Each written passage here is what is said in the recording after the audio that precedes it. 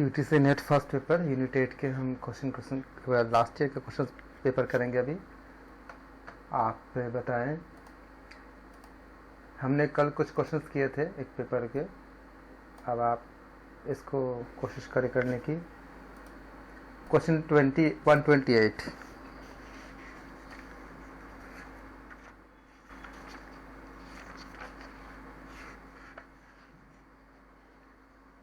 बहुत आसान है। Which of the following group of statement will respect to the world wide web www is correct. ये क्या कौन सा ऑप्शन में जाएंगे? पहला दिया है a web server is a software used to access and view connect on the www। Second वो तो गलत है सर। हाँ जी, वो गलत है सर। हाँ, तो नीचे आपका ऑप्शन है ना ABCD है, ये सब आपको ऊपर तो आपका ये है। आप बताओ कि कौन सा करेक्ट बोलोगे आप? वेब ब्राउज़र कंप्यूटर सिस्टम, हाँ ये ठीक है। Next files available for www, B सही है। बी सही है, ओके। और हाँ हाँ, टीम बैनर्स, टीम बेमस recreated the www, और ये पता नहीं भाई। Mosaic was the first widely used web browser। B तो वाला है, लेकिन बी तो दो जगह है, ए और बी और सी है, तो सी हो सकता है। और यहाँ सर सी पार्ट सही है। आप कौन सी सा पार्ट बोल सही रहे हो? है। आप बोल रहे हो ये बोल रहे हो, मतलब ये सही है बोल रहे हो? आप कौन से बोल रहे हो? नहीं sir, B B B B B आप खाली ब्रेवो बी सही बोल रहे हो, ओके। Bravo part, okay, B and C. B and C बोल रहे हो आप? ये सर। ओके, तो हम देखते हैं कि कौन से करेक्ट होंगे। पहले इसमें क्या है ठीक है सर। कि क्या बोला गया कि हम एक चाहेंगे कि रॉन्ग आंसर एलिमिनेशन प्रोसेस को भी फॉलो करेंगे, या करेक्ट आंसर देखेंगे जो मतलब वही पॉसिबल है। मेथड मैंने भी फॉलो किया है। ए वाला पार्ट रॉन्ग है, इसलिए हमने एलिमिनेट कर दिया। ए के साथ बी है, ए वाला पार्ट हमने कैंसिल कर दिया, इसलिए सी बता रहा हूँ। मतलब बी एंड आपके सी वाला अकॉर्डिंग ए भी खत्म हो गया और ये भी खत्म हो गया। जी। अब देखिए क्या बोला है लास्ट में, क्या बोला? Mosaic was the first widely used web browser। तो क्या ये सही है? अच्छा, पहला अगर ये सही होगा तो आपका ऑप्शन अपने आप आपका क्लासिफाई कर देगा। और आप बोल रहे हो कि web browser is a computer system that makes file available on the www। तो web browser is a computer system कैसे हो गया? वेब ब्राउजर तो, लेकिन कंप्यूटर सिस्टम कहाँ पे होगा? बोला है ना, is a computer system that makes files available on the www। Sir browser C वाला पार्ट करो, सॉरी, सी में क्या बोला है? Tim Berners created the www। तो ब्रिटिश आपका बर्नर्स, इनका नाम था ली, जो ब्रिटिश साइंटिस्ट थे। उन्होंने वर्ल्ड वाइड वेब जो 1989 में उन्होंने इसको किए थे। उनके जो एक उस पर काम कर रहे थे CERN नाम के, CERN। तो वेब क्या होती है? ये ओरिजिनली आपका ये कंसेप्ट होती है, ये डेवलप्ड होता है कि वो मीट करता है नए नए डिमांड जो इत्यादि, जो आपका जो ऑटोमेटेड इंफॉर्मेशन होती है उसको शेयरिंग करने के लिए साइंटिस्टों के बीच में, यूनिवर्सिटीज़ और इंस्टीट्यूट के बीच में जो था उसके लिए किए थे। तो मोज़ेक आपका जो है पहला आपका वेब ब्राउज़र है जो डिस्प्ले करता था इमेजेस को, उनके लाइन और टेक्स्ट के, मतलब आपका जो पहला जो काम होता था, मतलब इसके लिए सबसे पहले वो मोज़ेक ही था। जो टेक्स्ट हम देखते थे कि इसमें अभी उसके बाद तो बहुत सारा ब्राउज़र आ गया है, लेकिन सबसे पहले क्या था? मोज़ेक था। तो आपके पास क्या हुआ, इन्होंने जो साइंटिस्ट का नाम है वो तो करेक्ट है, तो अगर साइंटिस्ट का नाम करेक्ट है तो सी जहाँ रहेगा वहाँ पे करेक्ट होगा। तो सी क्या है? दोनों में है, तो सी को हमें चेक करना भी नहीं था कि सी दोनों में है। अब बचा हमारा बी और डी के बीच में। तो मोज़ेक जो आपका जो पहला वेब ब्राउज़र था, फर्स्ट ही था, तो डी करेक्ट है। तो डी जब करेक्ट है तो सी और डी करेक्ट होगा, तो ऑप्शन बी सही होगा। ये गलत है कि जो बी और जब आप जो ये बता रहे हो कि web browser is a computer system, web browser computer system नहीं है। ये आपका एक सर्च हम कहते हैं, जैसे गूगल आपका जो क्रोम वगैरह है, तो उससे हम सर्च करते हो, कंप्यूटर सिस्टम पे आता नहीं है। ओके, तो इसका ऑप्शन क्या हो जाएगा आपका? बी ऑप्शन सही होगा, मतलब सी और डी स्टेटमेंट करेक्ट है। 127 करते हैं। Identify the correct order in which the following computer memories are ranked from the largest to smallest in term of storage capacity. Storage capacity के अकॉर्डिंग नीचे जो दी गई है, इसको करेक्ट ऑर्डर में हमें अरेंज करनी है, लार्जर टू स्मॉलर, यानी कि अवरोही क्रम में, बड़े से छोटे के हो जाएंगे। Cache memory, catch, RAM, hard disk या रजिस्टर, ABCD है। आप इसमें आपको चूज करनी है, 4 ऑप्शन दिए गए हैं ABCD, आप बताओ कौन से होंगे। तो सबसे ज्यादा किसकी होंगी? हार्ड डिस्क की होंगी, तो सी से शुरू होगा। तो जो सी से शुरू नहीं है उसको हम खत्म कर देंगे। तो ये भी सी से शुरू नहीं है और ये भी सी से शुरू नहीं है, तो बी और सी क्या हुआ? रॉन्ग ऑप्शन हो गया। अब सी के बाद आप देखो कि सी से शुरू हो गया, कि आप जानते हो कैश मेमोरी, रैम या रजिस्टर। आप जब कोई मोबाइल खरीदते तो क्या लिखी होती है मोबाइल पे? 100 आपका जैसे 128 GB लिखी होगी, या आप कंप्यूटर खरीदोगे तो उसमें लिखा होगा कि 512 GB या 1 TB, इस तरह लिखे होंगे। तो हार्ड डिस्क सबसे ज़्यादा होते हैं, तो सी से शुरू होगा। अब बताओ, चेक कर लो एक बार आप, ऑप्शन ए और ऑप्शन डी में क्या क्या बोला है? सी बी डी है। रैम दोनों में ही है sir, B part. C B दोनों में है। आपको डी और ए को आपको चेक करनी है। तो डी क्या है आपका? डी बोलता है कि आपका रजिस्टर है, और ए क्या है आपका? ए बोल रहा है कि आपका सी बी तो हो गया आपका हार्ड डिस्क है। ए कैच मेमोरी, तो ये हो जाएगा आपका रजिस्टर वाला, रजिस्टर होगा पहले सर। तो ऑप्शन कौन सा करेक्ट होगा ए और डी में? ये हो जाएगा आपका दिस ए वाला part, C B and D, C B D बता रहे हो? ओके, याद रखना। जी सर, याद रखिएगा कि कैच मेमोरी तो स्मॉलेस्ट होता है, फास्टेस्ट होता है। याद रखना आप इसको कि इसका आपका जो पहले होती है हार्ड डिस्क, ठीक है, बाद आती है आपका रैम, फिर आती है आपका कैच, फिर आती है कैच आती है। हाँ जी। तो फिर तो आपका आता है दूसरा वाला। तो आप लोग नोट करते जाओ जो गलती हो रही है, बाकी लोग भी करें, क्योंकि अभी आप यहाँ पे चुप रह सकते हो, लेकिन एग्जाम में तो आपको बोलना ही पड़ेंगे। वहां चुप रहोगे तो आपको फिर आता है आपका रजिस्टर। गलत बोलना बड़ी बात नहीं है, सही करना बड़ी बात है। सब सही कर लो, जो नहीं कर पा रहे हो अटेम्प्ट करो, बात करो, साथ में करो, कोशिश करो। तो ये क्या होगा आपका ऑप्शन CBAD, मतलब क्या होगा? ऑप्शन डी सही हो जाएगा। 127 का एकदम रिसेंट क्वेश्चन है, 21 में पूछा गया था ये।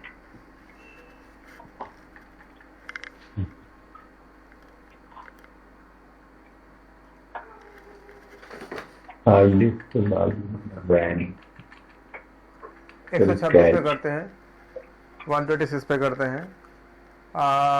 With respect to computer virus, which of the following statement is true?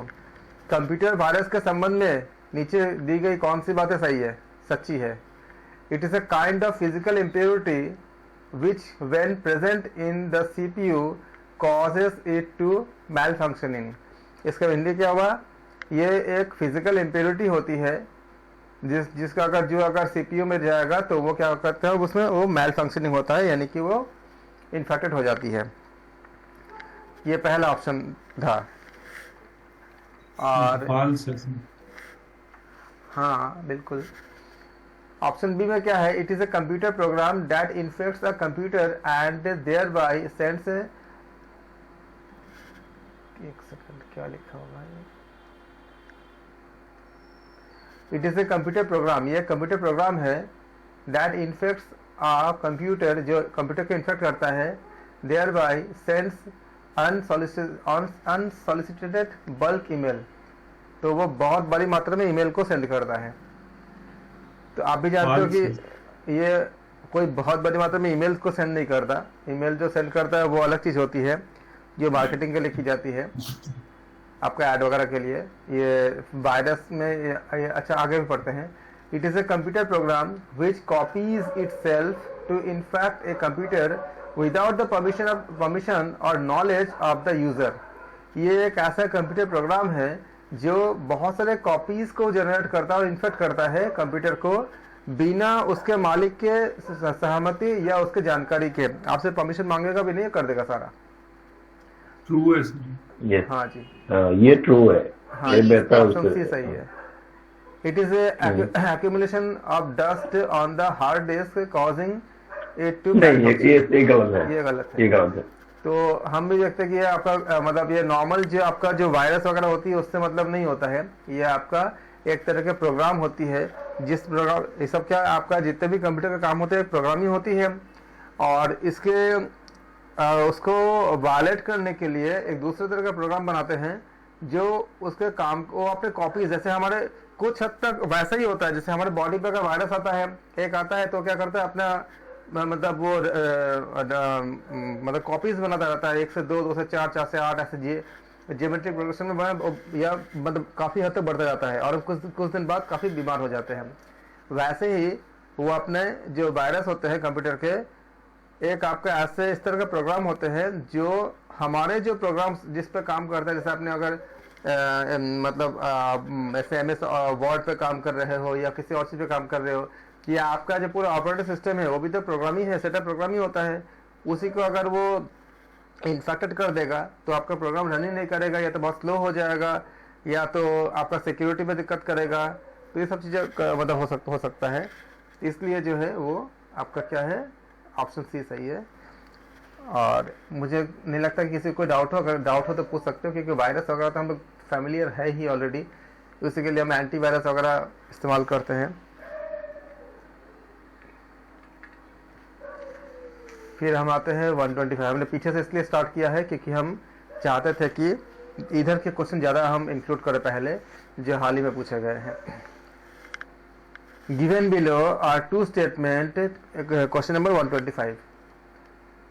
Given below are two statements, one is labelled as a assertion A, और दूसरा क्या है आपका रीजन। दो स्टेटमेंट नीचे दी गई है, और ऐसा क्वेश्चन बहुत पूछे जाते हैं। कम से कम मतलब आपको 10-15% क्वेश्चन तो ऐसा होते ही हैं, सारे में से करीब 10% तो होंगे ही कम से कम। 100 में से 10 क्वेश्चन ऐसे बनते हैं लगभग, और 50 क्वेश्चन अगर है तो 5 क्वेश्चन लगभग बन जाते हैं, तो उससे ज़्यादा ही बनते हैं। कि रीजन देंगे, एक आपको स्टेटमेंट देंगे, एसेशन होगा, और इसका एक कारण देंगे। फिर आपके पास ऑप्शन एबीसीडी होगा, मैं बताता हूँ पढ़ के। पहले क्या बोला है, एसेशन में क्या बोला है, मतलब जो स्टेटमेंट है, the total number of mobile user in India is increasing rapidly. ये एक कथन है। आप लोग अगर हिंदी मीडियम वाले जो है वो भी ऐसे क्वेश्चंस को किए होंगे हर जगह पे, खाली ये आईसीटी में नहीं है, हर जगह पे आती है। कि एक आपका स्टेटमेंट यानी आपका एक कथन दिया गया है, और इसका कारण, नीचे कारण क्या दिया गया है, the cost of mobile is decreasing, mobile का कॉस्ट डिक्रीज होते जा रही है। In light of the above statement, statement क्या था, total number of mobile user in India is increasing rapidly.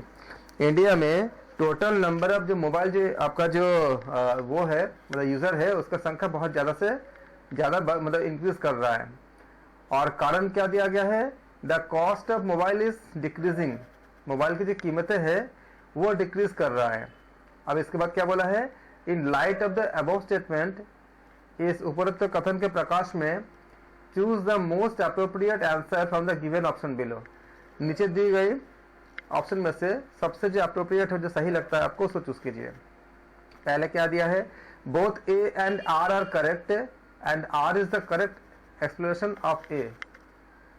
जो कथन दिया गया है स्टेटमेंट में, जो असर्शन दिया गया है और जो कारण दिया गया है वो दोनों सही है, और जो कारण दिया जो रीजन है वो सही व्याख्या करता है स्टेटमेंट का। और ऑप्शन बी क्या दिया है, both A and R are correct, मतलब दोनों चीजें करेक्ट है, but R is not correct explanation of A, लेकिन आर जो है वो सही व्याख्या नहीं है ए का। ऑप्शन सी क्या है, A is correct, R is not correct, मतलब आपका जो स्टेटमेंट है वो सही है लेकिन जो रीजन दिया गया वो गलत है। एंड लास्ट में क्या है, A is not correct, A correct नहीं है बट आर इज करेक्ट, लेकिन रीजन करेक्ट है।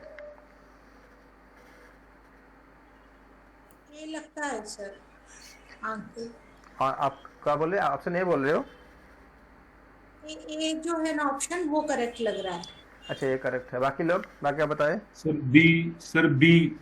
बी फॉर बॉय, जी सेकंड बोल रहे हैं ना, सेकंड करेक्ट बोल रहे हैं आप? जी ओके, और बाकी लोग बताएं। सी आएगा। आप सी बोल रहे हो? ओके, मेरे लिए क्या बचा? मेरे लिए तो अभी डी बचा खाली। अच्छा, और बाकी और बताएं, बाकी लोग बताएं। A sir, A, okay, both A and reason, A and assertion and reason both are correct. Okay.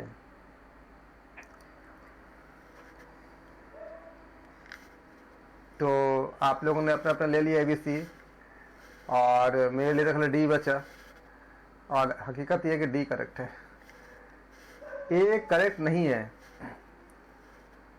But A is not correct but R is correct. Mobile की कॉस्ट बिक्री, आपका मोबाइल की जो कॉस्ट है वो डिक्रीज कर रही है, बस ये रीजन है, ये करेक्ट है। लेकिन ये जो भी बताया गया है, आप अगर देखोगे इंक्रीज, देखो कहाँ पे किस तरह से क्वेश्चंस को फंसाता है, कितने हमें भी लग रहा है कि सबको लग रहा है कि ये ही होना चाहिए, लेकिन और शार्प लॉजिक सोचो, क्या कंटिन्यूअसली बढ़ ही जा रहा है? अगर आप इसे कंपेयर करेंगे 2000 के हिसाब से तो 2000 के हिसाब से वो बढ़ा है, ठीक है, लेकिन क्या कभी ऐसा नहीं होगा कि घटा हुआ वो? अगर आप इसको अगर देखोगे, रिपोर्ट देखोगे, टेलीकॉम रेगुलेशन एक्ट की जो आई है, वो बताता है कि ये बताता है कि इंडिया में 1.16 बिलियन वायरलेस मोबाइल और टेलीकॉम सब्सक्राइबर है, और जो पॉपुलेशन है वो कितनी है, 1.3 से लेके 1.5 आपका 4 बिलियन के अंदर। अगर आप देखोगे इस तरह से, तो ये हमें लगता है कि सैचुरेशन पॉइंट आपका, मतलब सैचुरेशन पॉइंट तो पहुंच चुका है, लेकिन हर साल में इंक्रीज ही करेगा, चाहे मतलब पिछले साल के मुकाबले इंक्रीज ही करेगा। ये नहीं हो, ये इसलिए नहीं होगा क्योंकि जब सैचुरेट हो जाएगा, जब सबके पास मोबाइल ऑलरेडी आ ही जाएगा, तो आप कब खरीदोगे मोबाइल? जब आपके मोबाइल पहले वाले खराब हो गया हो, या आपके पास मतलब जो नई जो फैसिलिटी है उसके बिना आपका काम नहीं हो रहा हो, या नए फैसिलिटी वाला मोबाइल लोगे तो आपका काम बहुत, जैसे अभी मान लो कि सारा क्लास ऑनलाइन हो चुकी है, तो जो स्मार्टफोन है उसका बहुत ज़्यादा रोल है। तो जिनके पास स्मार्टफोन नहीं था वो सोच रहे होंगे कि हाँ मैं भी एक स्मार्टफोन ले लूँ, क्योंकि बहुत सारा काम आपका ऑनलाइन स्मार्टफोन से हो जाती है। लेकिन अगर ये चीज़ नहीं हुआ होता और लोगों का काम चल रहा था, और जिनके पास बजट आपका लिमिटेड है, तो वो क्या नया खरीदेंगे? नहीं खरीदेंगे। जिनके पास बजट अच्छे खासा है, और जिनके पास शौक है कि हम चेंज करते रहे, उनका अलग बात है। लेकिन अगर हमारे पास ऑलरेडी है और मेरा काम चल रहा है, तो क्या हम हर साल खरीदेंगे मोबाइल? नहीं खरीदेंगे। तो जब एक सैचुरेशन पॉइंट लगभग पहुंच चुका होगा, उसके बाद क्या इंक्रीज करेगा, भले ही प्राइस कम हो जाए। तो ये क्या होगा, अगर आप बहुत ज्यादा लॉजिकली देखोगे तो एसेशन सही लगते हुए भी सही नहीं है। तो ऑप्शन डी करेक्ट है। किसी को डाउट है? सर इसमें रैपिडली वर्ड जो है इसके कारण डाउट है ना, Yes, रैपिडली yes. वही एक बात वर्ड है जो उसको डिस्कार्ड कर देगा उसके स्टेटमेंट को। कौन से बोला? इंडिया इंक्रीज रैपिडली मतलब क्या? बहुत तेजी से बढ़ता जाता है। बहुत तेजी से कैसे बढ़ेगा? क्योंकि एक बार जब सैचुरेशन पॉइंट आ जाएगा तो बढ़ेगा, धीमे धीमे बढ़ेगा, बहुत फास्ट कैसे बढ़ेगा? सबके पास बस अभी ऑलमोस्ट मैक्सिमम के पास स्मार्टफोन हो चुका है। अब आप कब खरीदोगे? जैसे मैं सोच रहा हूँ खरीदने के लिए, क्योंकि मेरा जो हो सकता है कि अभी जो आपका जो स्पेस आया है बहुत ज़्यादा बन के आ रहा है, 256 GB का आपका दे रहा है, मतलब एक रिजनेबल बजट में आपको मिल जा रही है आपका 256 GB का। तो स्टोरेज कैपेसिटी का बहुत बड़ा दिक्कत होती है। तो कंपनियां करती क्या है, इसीलिए आपका बहुत बड़ी बिजनेस पॉलिसीज होती है कि किसी एक मॉडल पे सारे फीचर नहीं देता। कंपनियां किसी एक मॉडल, भले ही आप कितना ही महंगा अगर आप मतलब 1.5 लाख 2 लाख का मोबाइल लो, 3-4 लाख का मोबाइल लो, अलग बात है। नॉर्मली किसी एक मोबाइल पे सारे फैसिलिटी देता नहीं है। होगा क्या, उस कंपनी का वो मॉडल तो बहुत बिकेगा, बाकी सब नहीं बिकेगा। तो करता क्या कि वो डिवाइड कर देता है, किसी में आपका बहुत फास्ट चार्जिंग फैसिलिटीज देगा, किसी में स्टोरेज बहुत ज़्यादा देगा। आप देखो एप्पल के तो महंगा महंगा फ़ोन होते हैं, तब भी उसका स्टोरेज कैपेसिटी कितनी होती है, वही 128 GB या ऐसे होती है, जबकि उसके सस्ते फ़ोन में 256 GB मतलब मिल जाती है। किसी में क्या होगा, कैमरा बहुत अच्छा कर देगा। तो सारे चीज़ बहुत अच्छा उसी में देगा जो बहुत ज़्यादा कॉस्टली है।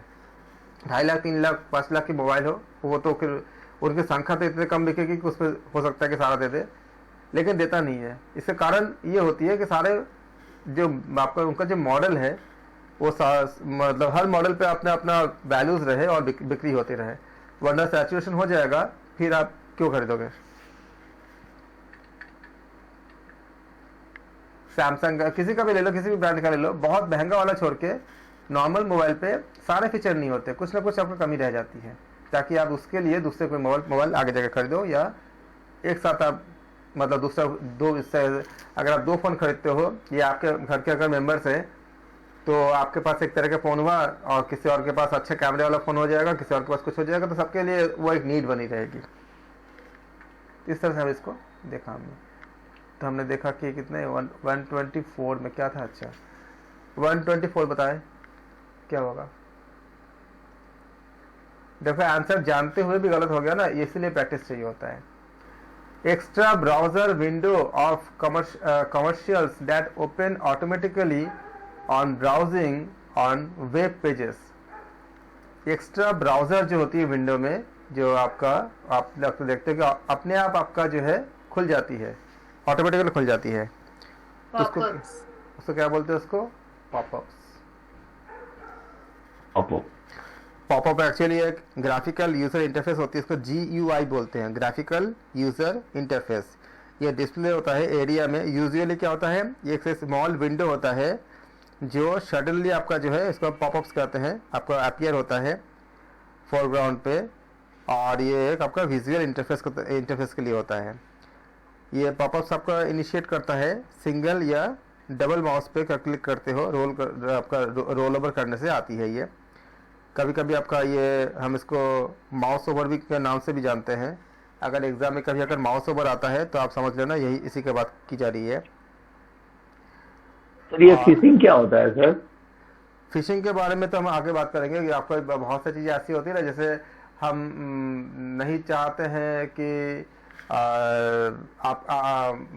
जैसे इंटरनेट पे ऐसे बहुत सारे अनैतिक काम होती है जो नैतिक नहीं होती है, जैसे आपके जानकारी को चुरा लेना, या आपको ऐसे अनवांटेड मेल भेज देना, या उसका क्या कहते हैं विज्ञापन करना जिसकी आपको अननेसेसरी, और इस तरह के जो अनवांटेड चीज़ होती है इसी में आपका फिशिंग आता है, स्पैम आता है, सारा चीज़ें बताऊंगा आगे क्लिक करके। आएगा इसके लिए बनाया भी गया अलग से। सर पॉपअप के एक और बात बताया ना सर, क्या चीज बताया था आपने? ग्राफिकल इंटरफेस क्या बताया आपने? ग्राफिकल यूजर इंटरफेस, GUI बोलते हैं इसको, ग्राफिकल यूजर इंटरफेस।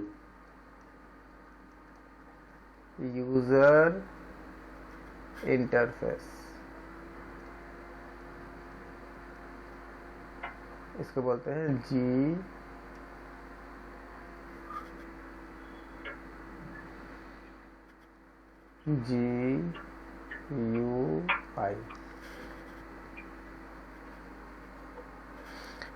इसका माउस ओवर भी हम इसको बोल देते हैं, लेकिन कभी कभी बोला जाता है माउस ओवर। हाँ माउस ओवर के नाम से भी जानते हैं, लेकिन बहुत कम ही इस्तेमाल होता है, लेकिन इसका भी मतलब होता है कभी अगर आ जाए तो।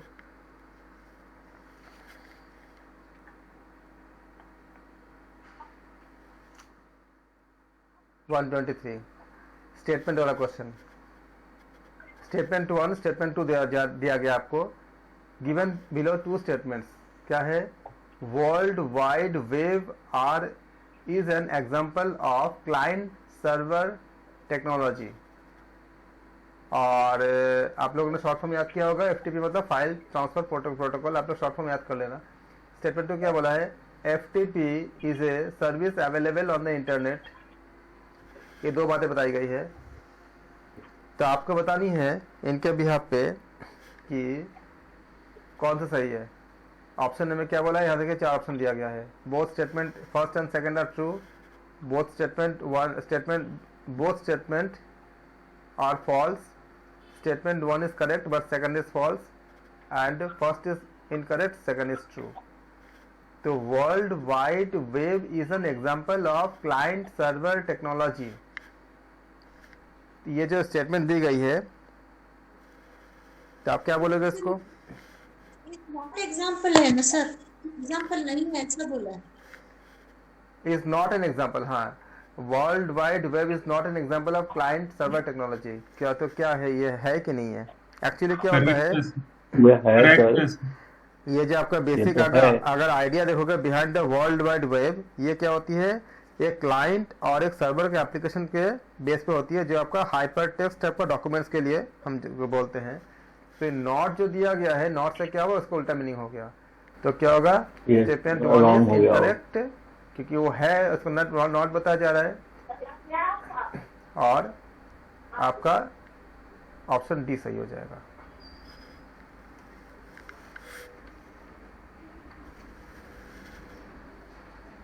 A dialogue between the human being and a computer, मैं थोड़ा सा बड़ा कर देता हूँ इसको। A dialogue between human being and a computer program that occurs simultaneously in various form is described as।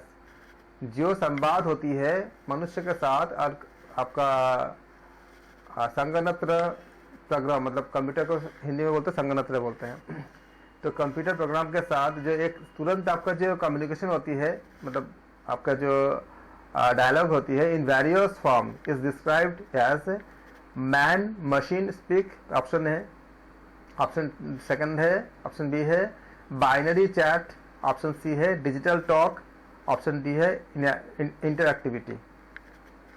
तो बता दो कौन सा ऑप्शन सही होगा।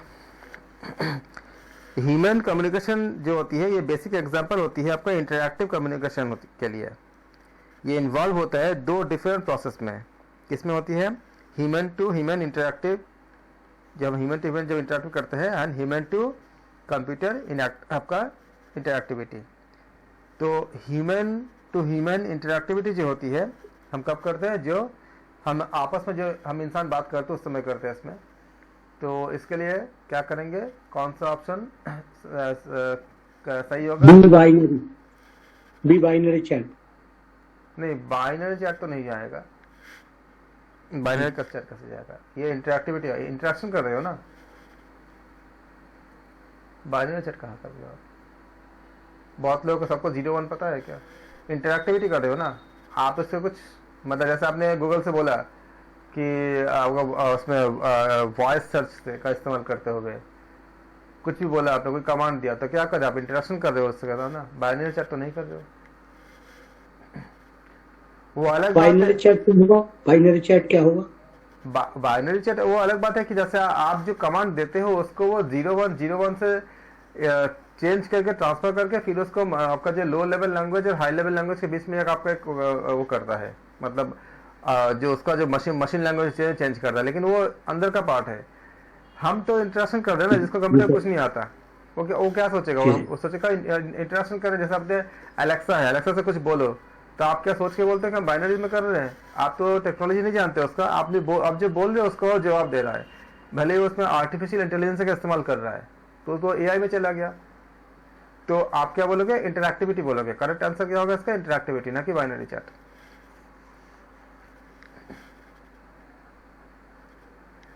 Which number system is usually followed in a typically 32-bit computer system? कौन सा number system हम अप्लाई करते हैं, बाइनरी, ऑक्टेल मतलब 2, 8, 10 मतलब हेक्साडेसिमल, या 16, कौन सा? तो आप जानते ही हो कि जो 32 बिट का कंप्यूटर में हम लोग क्या करते हैं 0 1 का इस्तेमाल करते हैं तो बाइनरी होता है, तो ऑप्शन ए सही होगा।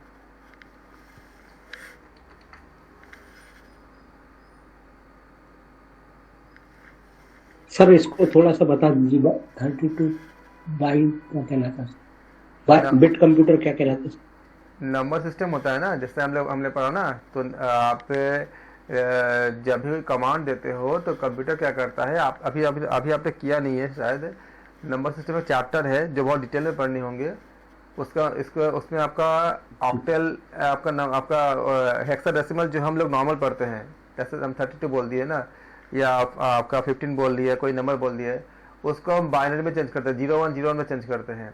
तो जो 32 बिट कंप्यूटर होती है वो बाइनरी में होती है, मतलब 0 1 पे 0 और 1 को समझता है वो।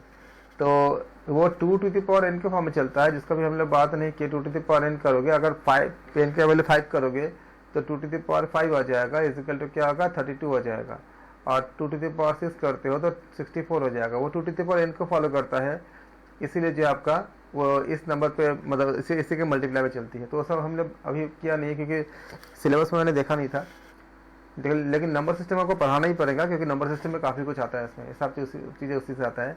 जो तो 32 बिट का जो कंप्यूटर पहले होते थे, अभी तो अब तो खैर बहुत कम ही मिलेंगे शायद, तो होंगे कहीं कहीं पे, तो ये वो 0 1 पे काम करता था, मतलब बाइनरी इस पे, तो इसलिए उसको बोलते थे वो 0 1। आपका ऑप्शन सही है इसमें। Consider the following storage device, hard disk, CD-ROM, DVD-ROM, arrange these in ascending order of storage capacity। Storage capacity वाले में बहुत रिसेंट क्वेश्चन बहुत ज़्यादा पूछे गए हैं। And select the correct option. तो आप देखो इसमें क्या हार्ड डिस्क दिया है, और अब जब आपका हार्ड डिस्क है सामने और किससे बोला है, असेंडिंग में बोला है। असेंडिंग ख्याल रखना कि असेंडिंग आपका ऑप्शन असेंडिंग में चलनी है, मतलब आरोही क्रम में चलनी है। तो अब बताओ कौन सा ऑप्शन सही होगा? सर ए होगा। बी सी ए होगा।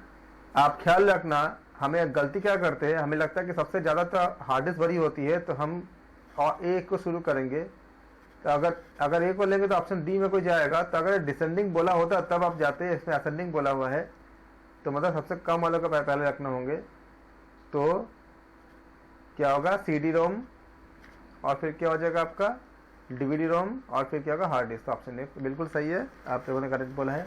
CD में अगर जानते भी हो, CD में कितने डाटा आती थी, 700 MB ऐसे कुछ आती थी ना, और DVD में शायद 2 पॉइंट कुछ GB से लेकर के उससे ज़्यादा भी आती थी, और हार्ड डिस्क तो आप जानती हो, तो ऑप्शन ए सही होगा।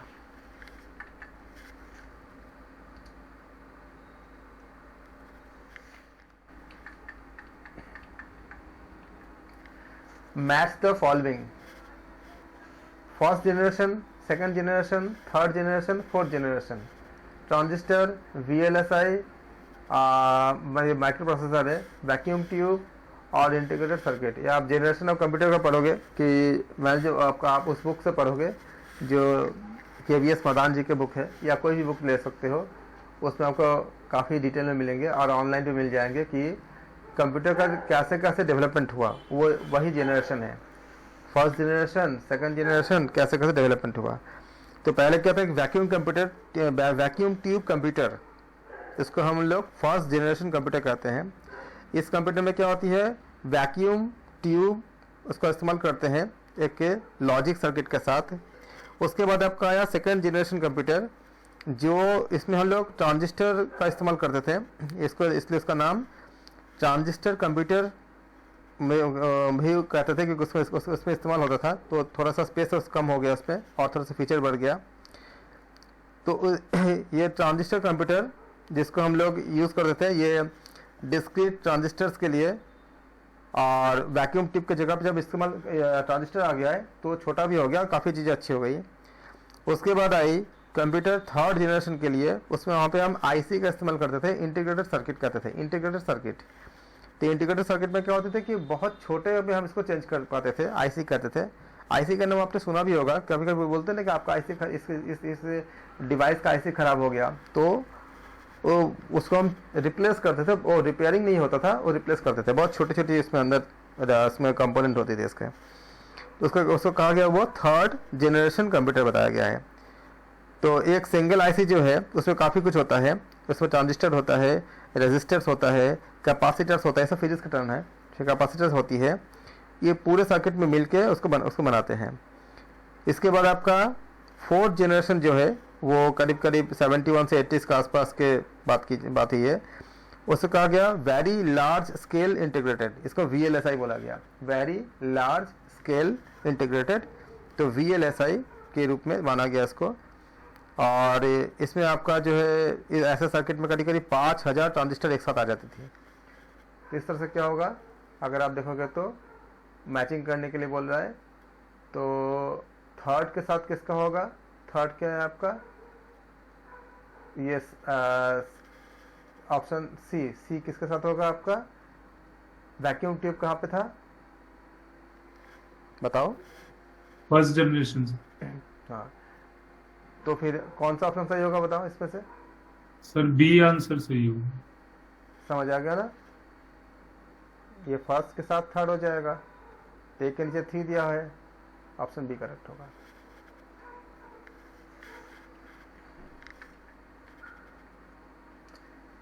विच ऑफ द फॉलोइंग, किसी को डाउट तो नहीं था उस क्वेश्चन में, बता दिया था सारा जनरेशन में कैसे कैसे चेंज होती है। ऐसे आप देखोगे कि आपका बी क्या दिया है, बी के साथ आपका और ए के साथ थर्ड है, बी क्या बोला है सेकंड जनरेशन, सेकंड के साथ कौन सा जाएगा आपका, ट्रांजिस्टर करते थे, तो क्या हो जाएगा आपका फर्स्ट हो जाएगा, तो बी के साथ फर्स्ट हो गया। वैसे सी के साथ क्या थर्ड जनरेशन, थर्ड के साथ क्या हो जाएगा, अभी बताया अभी आपको क्या हो जाएगा आपका, थर्ड के साथ सी के साथ क्या बोला है थर्ड जनरेशन, मिलाओगे उसको किसे था, आईसी था, आईसी मतलब इंटीग्रेटेड सर्किट ये, और जो फोर्थ है वो VLSI, तो ऑप्शन बी करेक्ट हो। सर अभी तो फिफ्थ जनरेशन आ रहे हैं। अभी तो बहुत चेंजेस है, मैं इसमें ज़्यादा बात नहीं करता क्योंकि इसमें बात करूंगा तो इतनी ज़्यादा लंबी चीज़ें आ जाएगी, और मैं शुरू करूंगा तो मेरे से बहुत सी बातें निकल जाती है, और जो सब लोग अपडेटेड नहीं होते ना सिस्टम से, मतलब ये IT से, तो उन लोगों के लिए ज़्यादा फ्रूटफुल नहीं होगा, तो मैं अपने आप को संयम कर लेता हूँ। विच ऑफ द सर फॉलोइंग, थोड़ा जनरली बता दीजिए सर, शॉर्टकट बता दो दिया फिफ्थ का सर, जनरेशन का, नहीं फिफ्थ जनरेशन का थोड़ा सा शॉर्टकट में बता दीजिए। अभी पेपर्स कर लेते हैं, एक दिन हम उसको खाली बात करेंगे, नहीं तो फिर ये रह जाएगा। विच of the following is a computer based system that stores, इसके लिए फिफ्थ जनरेशन के लिए अगर जानना चाहोगे तो आपको थोड़ी सी फिजिक्स का बैकग्राउंड होना चाहिए, क्योंकि बहुत सारे आपका जो है जो